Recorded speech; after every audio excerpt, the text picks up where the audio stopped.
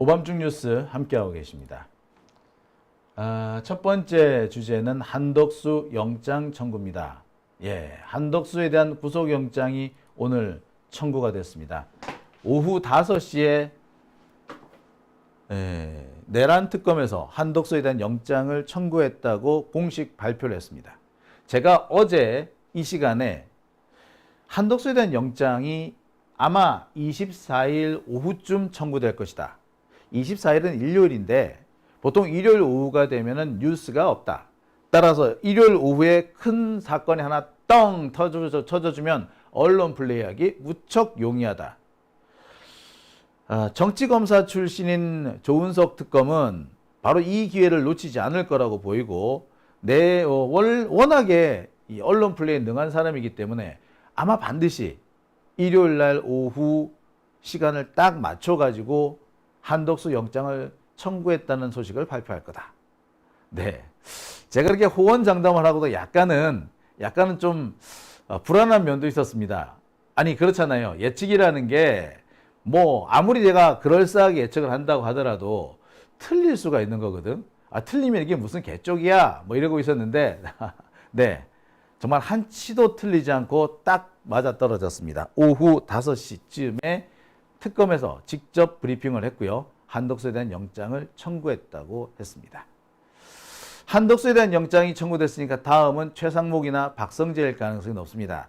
저는 개인적으로 최상목보다는 박성재일 가능성이 높다고 봅니다.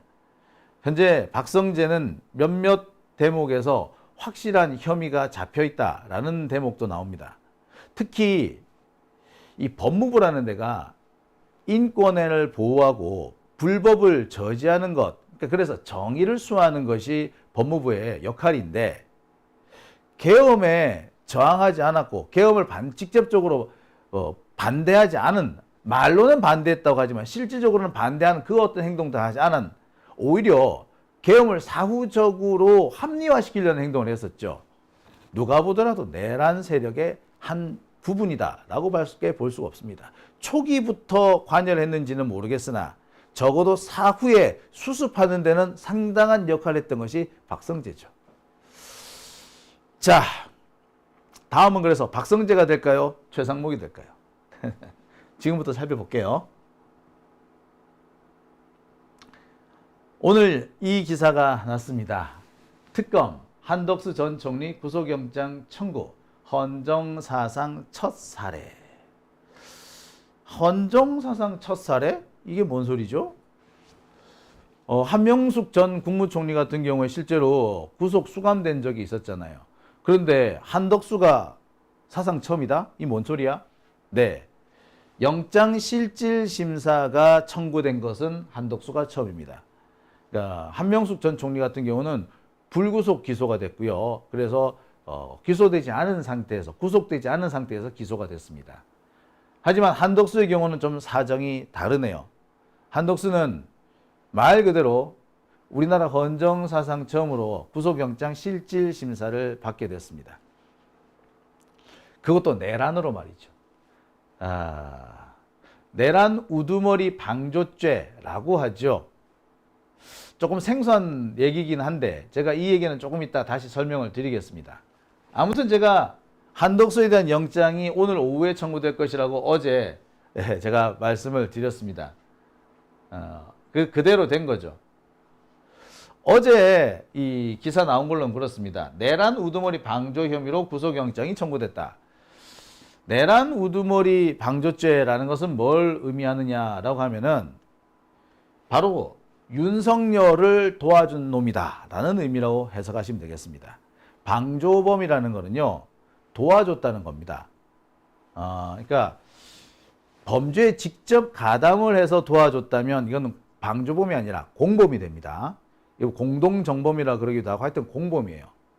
그러니까 공범은 정범과 똑같습니다. 주범이냐 아니냐 차이가 있을 뿐 주범하고 똑같은 처벌을 받습니다. 이게 공범의 특징인데, 방조범은 뭐냐면은 적극적으로 도운 건 아니나 범죄 수행이 용이하게끔 길을 틔워준 거, 요거를 방조범이라고 합니다.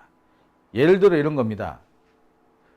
뺑소니를 친, 뭐, 뺑소니 운전자가 있다 칩시다. 자, 교통사고를 낸 운전자가 뺑소니를 치고 도망을 간다 쳐요. 그런데 그 운전을 함께 도와주고, 야, 주변을 살피면서, 야, 저기 경찰차 따라온다. 야, 저기 신호 비었다. 요렇게 도와주게 되면은 이거는 공범이 됩니다. 하지만,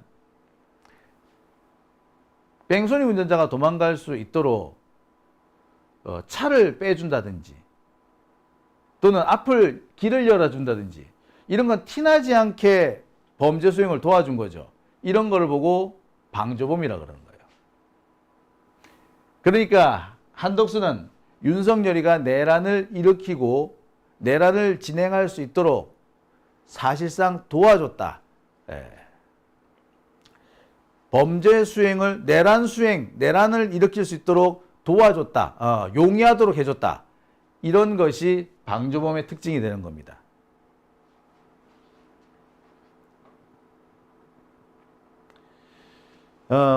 특검은요, 한덕수의 혐의를 크게 세 가지로 나눴습니다.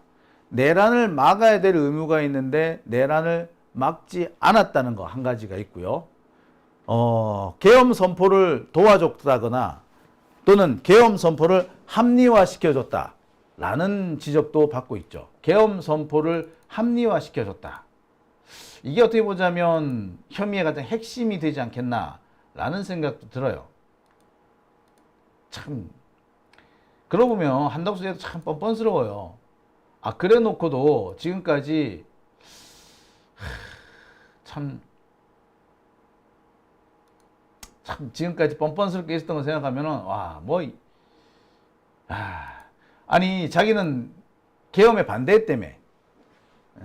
그래서 계엄에 반대했고 그렇기 때문에 내가 무슨 내가 뭘 잘못했느냐.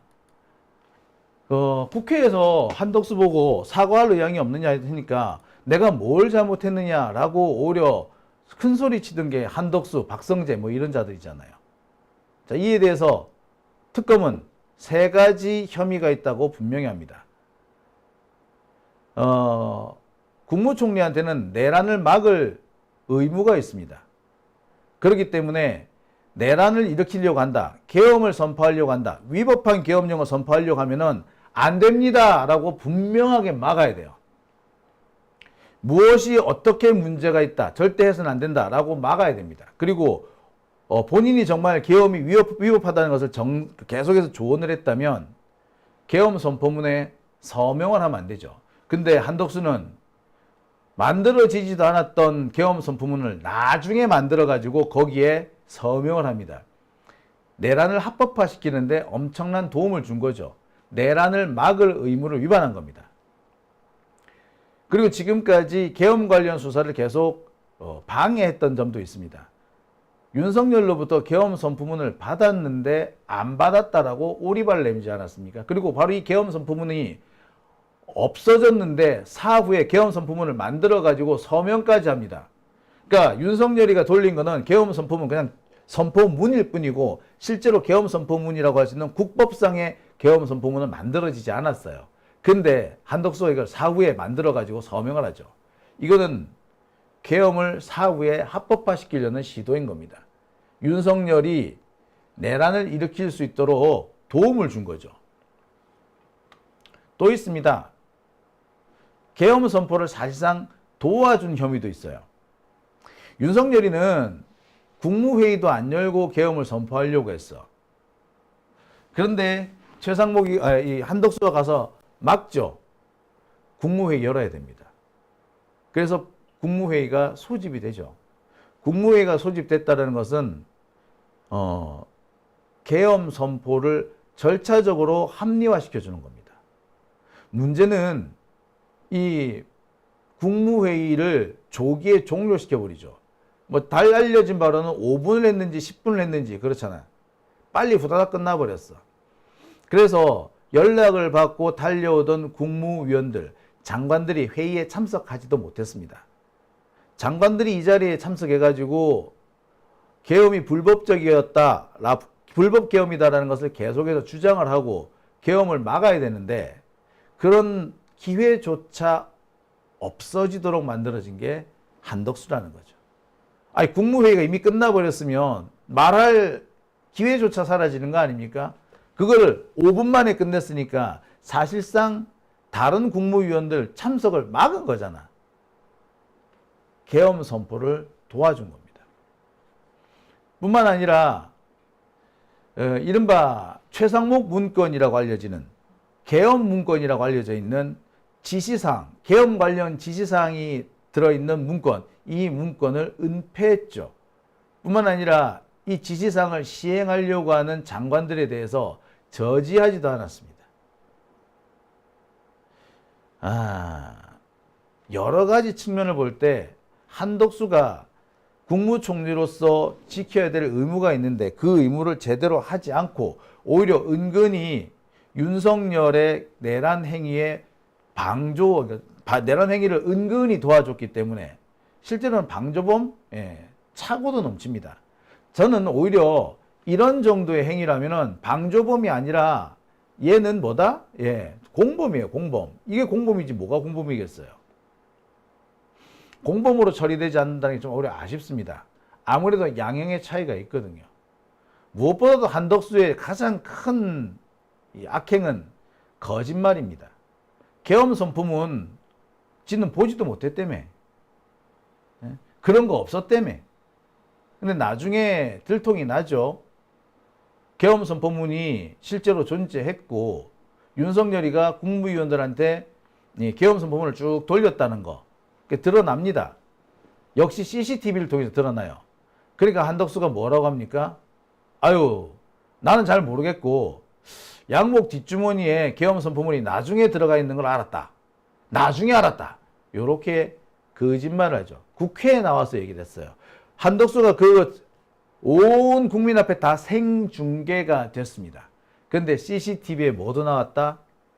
안주머니에서, 뒷주머니가 아니라 안주머니에서 꺼내가지고 서로 막 의논하고 서로 같이 막 이렇게 대화를 나누는 장면이 그대로 나왔습니다. 안주머니에서 나온 거. 뒷주머니라며. 뒷주머니에 있어서 있는지도 몰랐다며. 근데 안주머니에 있었고 꺼내서 읽어보면서 서로 논의하고 수기하는 장면이 그대로 나온 겁니다. 그러니까 그때서야 실은 선포문을 받았다라고 실토를 하죠. 한덕수의 거짓말을 좀 살펴볼까요? 조은석 특검팀은 계엄 선포 당일 대통령실 폐쇄회로 텔레비전 CCTV를 분석하는 과정에서 대통령 집무실에서 나온 뒤 대접견실에서 대기하던 한덕수가 정장 안쪽 주머니에서 문건을 꺼내는 모습을 발견. 당시 집무실에는 윤석열과 비상계엄 선포 전에 1차로 호출한 한덕수, 이상민, 김용현, 조태열 등이 모여 있었고 CCTV 영상에는 한덕수가 양복 안주머니에서 꺼낸 문건을 유심히 살펴보며 이상민과 논의하는 모습까지 담겼다. 자, 한덕수 씨는 이딴 식으로 해놓고 나중에 대통령 선거에 출마까지 하려고 하죠. 지가 저지른 내란 혐의를 은폐하고 축소하고 숨기려고 했던 겁니다. 어쩌면은 한덕수는 이것 때문에 대통령 후보로 나오려고 했는지도 모르겠습니다. 많은 사람들이 한덕수의 출마가 부적절하다고 말렸거든요. 근데 한덕수가 뻔뻔스럽게 나가겠다고 합니다. 그런데 지금에서 살펴보면 한덕수는 자신이 저지른 이 죄, 계엄을 사실상 눈 감아준 거잖아. 직접 계엄에 가담하진 않았으나 계엄을 눈 감아줬잖아. 국무총리가 돼가지고. 이거는 완전 빼박입니다. 보기에 따라서는 방조범이 아니라 공동정범일 수도 있어요. 그러니까 한덕수는 이거를 숨기고 은폐하기 위해서 대통령에 출마하려고 했던 겁니다. 그랬으면 만약에 한덕수가 당선이 됐다면 이런 내란 행위들 다 은폐가 됐겠죠. 경우에 따라서는 윤석열 석방됐을런지도 모릅니다. 아니 구속 안 됐을지도 몰라요. 무죄 선고 날지도 모릅니다. 그런 아찔한 상황이 벌어질 뻔했죠. 누구 때문에? 한덕수 때문에. 한덕수는 사실상 내란을 사후적으로 수습해서 내란을 결과적으로 성공시키게 만들려는, 적어도 윤석열을 감옥에서 꺼내주려고 하는, 그러니까 내란 역적을 도피시키려 했다는 겁니다. 이게 내란 공범이 아니고 뭐겠어요. 한덕수의 거짓말을 보면 참, 정말 저열합니다. 원래 한덕수는요, 계엄 선포물 자체를 못 봤다고 했어요. 근데 부승찬 의원이 CCTV 사진 하나 제시하면서, 야, 이거 있잖아, 있잖아, 계엄 선포문. 너 받았네. 그러니까 뭐라고 하느냐? 받았는 것 같은데 그걸 내가 보지는 못했고 양복 뒷주머니에 넣었다. 그 당시 너무 정신이 없어가지고 내가 그게 계엄 선포문인지도 몰랐다. 나중에 보니까 계엄 선포문이더라. 근데 이번에도 새로운 CCTV, 대통령실 CCTV가 나오면서 또 거짓말이란 게 들통나죠. 이 새끼 이거 국회에서 위증한 거야, 위증. 이 위증죄 이거 이번 처벌해야 돼요. 자, 그리고는 뭐 이번에 결국 실토납니다. 그런데 지금 언론에 대해서는, 대국민에 대해서는 입도 뻥끗 안 하고 있어요. 국민 앞에 사죄해야 되는 거 아닙니까? 국민들한테 거짓말했잖아. 모든 국민들이 보는 앞에서 생중계로 지켜보는데 못 봤다며. 양복 뒷주머니라며. 근데 양복 앞주머니에서 기어 나왔죠. 이 자체로도 이미 한덕수는 처벌을 피하기 어려워요.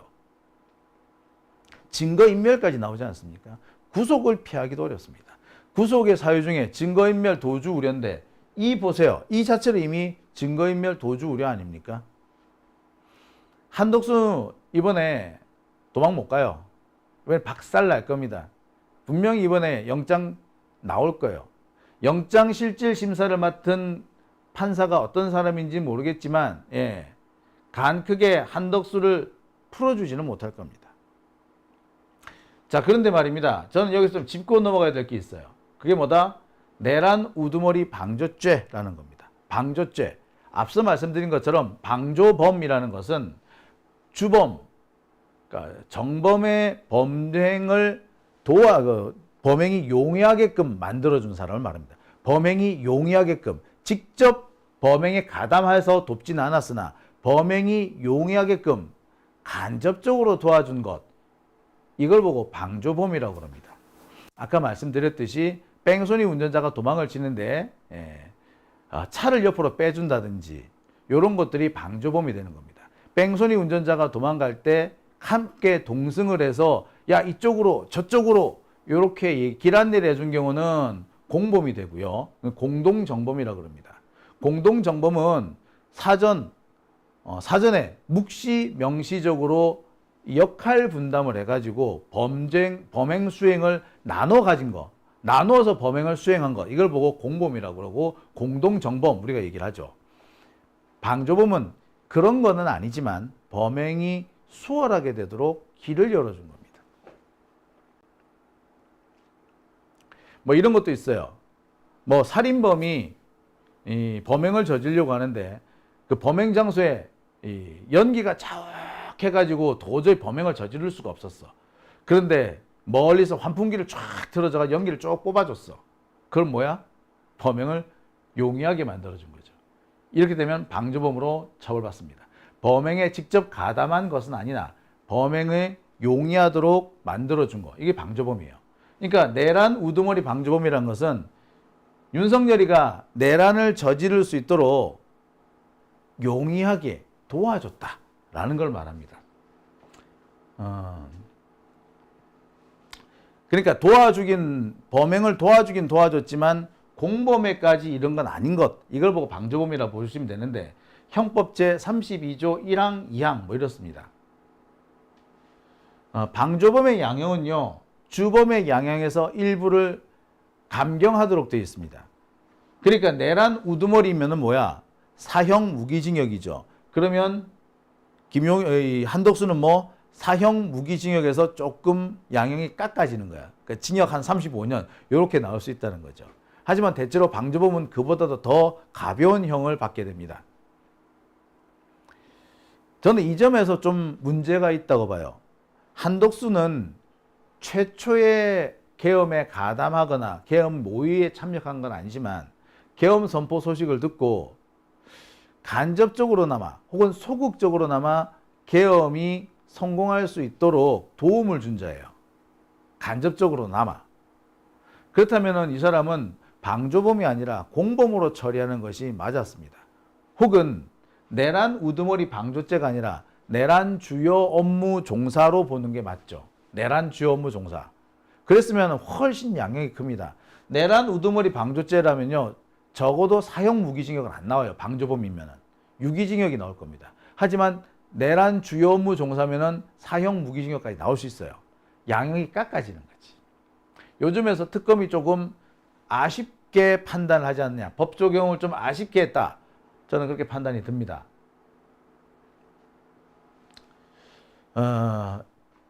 여러분들께서는 어떻게 생각하시는지 모르겠습니다. 저는 내란 우두머리 방조죄가 아니고 내란 우두머리의 공범, 그러니까 내란 주요 임무 종사, 내란 주요 임무 종사로 처리하는 것이 맞다고 생각이 들어요. 향후에 재판을 하게 되면 이 문제를 꼭 다뤄봐야 될 것 같아요. 그리고 방조범의 경우는 구속이 잘 되지도 않아요. 자, 보기에 따라서 특검이 한덕수는 구속 안 시키려고 하는 그런 의도가 깔렸는지도 모르겠습니다. 영장은 아무래도 여론이 강경하니까 영장은 청구하지만 영장이 기각되게끔 만들어준 건 아닌가, 저는 솔직히 그 점도 의심스럽기는 해요. 특검이 좀 꼼수를 부린다, 조은석 특검이 법기술을 부리는 게 아닌가라는 의심 좀 해봅니다. 제가 이 부분에 대해서는요, 내일 따로 한번 꼼꼼히 짚어보도록 하겠습니다. 자, 내란 우두머리 방조죄라는 건 이런 겁니다. 자, 한덕수의 영장실질심사는 아마 27일 수요일이 될 가능성이 제일 높습니다. 오늘 영장실질심사 날이 나왔다면 26일도 가능성이 있는데 오늘 영장실질심사 날짜가 아직 안 나왔죠. 따라서 27일이 될 가능성이 제일 높습니다. 이렇게 되면 내란 5인방 중에 4명이 구속된 것이고요. 아까 말씀드렸던 내란 7상시 중에 4명이 구속되는 게 됩니다. 지금 현재 구속되어 있는 내란 4인방 중에는 이상민과 김용현이 있죠. 진짜 아우씨. 자, 그런데 앞으로 한덕수와 이번에 한덕수가 들어갈 거고요. 뒤이어서 최상목, 박성재도 감옥에 들어갈 가능성이 저는 상당히 높다라고 봅니다. 남아있는 게 지금 이 두 사람인데 특히 박성재는 가능성이 매우 높습니다. 법무부 장관이거든요. 법무부 장관이 할 일이 뭐가 있겠습니까? 네, 그렇죠. 제가 법무부를 뭐라고 부른다고요? 예. The Department of Justice예요. Justice. Department of Justice. Justice가 뭡니까? 정의죠. 정의를 담당하는 부서. 정의부가 법무부예요. 법무부 장관은 뭐다? The Secretary of Justice예요. 정의를 위한 장관이었단 말이야. 근데 정의를 위한 사람이, 정의를 위해서 일해야 되는 사람이 내란을 막지 않았다면 그거는 임무를 제대로 수행하지 않은 거죠. 내란이 벌어지고 있는데 내란을 막을 의무가 있는 법무부 장관이 제대로 임무를 수행하지 않았다. 이것은 직무유기에서 비롯된 내란 우두머리 방조에도 똑같은 거야. 그래서 적어도 이 박성재는 구속될 가능성이 높다라고 생각이 듭니다. 특히 박성재 같은 경우는 이른바 삼청동 안가회동에 참석한 5명 중에 하나죠. 윤석열의 최측근이자 검사 출신으로 얼마 전까지 검찰을 쥐락펴락했습니다. 검찰을 쥐락펴락하면서 이 내란과 관련된 수사를 사실상 부실하게 끌고 가는데 적극적으로 도움을 준 자예요. 여러분, 검찰에서 만들었던 그 내란 특별조사단, 특별수사단, 그러니까 계엄령 특별수사단, 예, 특수단, 계엄 특수단의 박세현 검사장이 국무위원들에 대해서는 혐의가 없다면서 수사를 종결하려고 했었어요. 일단 종결했죠. 그럼 결국 뭡니까? 검찰에서 운영하고 있는 내란 특수단을 실질적으로 지휘하는 사람은 법무부 장관이에요. 그리고 민정수석 김주현도 포함되죠. 이들이 사실상 자신들의 범죄 혐의를 숨기기 위해서 검찰의 수사를 막은 겁니다. 검찰이 수사하지 못하도록 막은 거죠. 아니, 어떻게 보자면은 검찰은 자신들의 수장을 지키기 위해서 혹은 자기 선배들을 지키기 위해서 뻔히 보이는 수사를 안 했던 겁니다. 이건 나중에 어디로까지 번질 수 있느냐? 박세현 특수단장, 계엄령 특수단장, 이 사람에 대해서 직무유기 혹은 내란 방조 이런 혐의로 수사가 들어갈 필요도 생긴 겁니다. 아무튼 박성재는 이 내란과 관련된 삼청동 안가회동의 핵심 멤버이기도 했습니다. 심지어 뭐라고 했다? 인사나 하자, 송년 인사나 하자면서 밥 먹으려고 모인 자리다 라고 거짓말을 쳤습니다. 안가에서 개새끼들. 자, 당시 이 안가회동은 김주현 민정수석이 주재한 걸로 되어 있죠. 저는 그래서 이 김주현도 문제가 있다고 보고요. 향후 김주현에 대한 수사가 꼭 필요하다고 생각됩니다. 특히 김주현 같은 경우에는 김용현이 검찰에 출석하기 전에 검찰과 출석 과정을 상의한 것으로 알려져 있죠.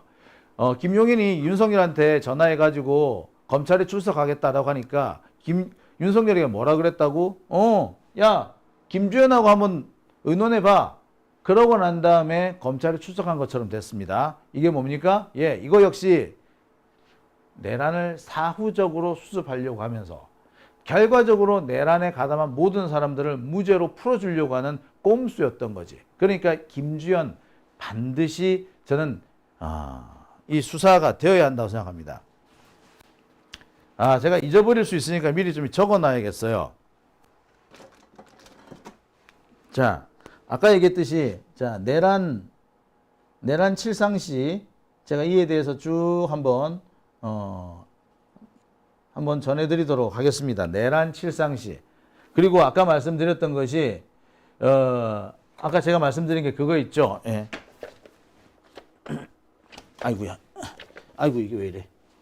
자, 내란 공범이 아니라 내란 방조범이 됐다는 거 아니에요? 자, 이 내란 방조범이라는 이 적용 자체가 사실상 구속을 피하게 하려주는 게 아니냐.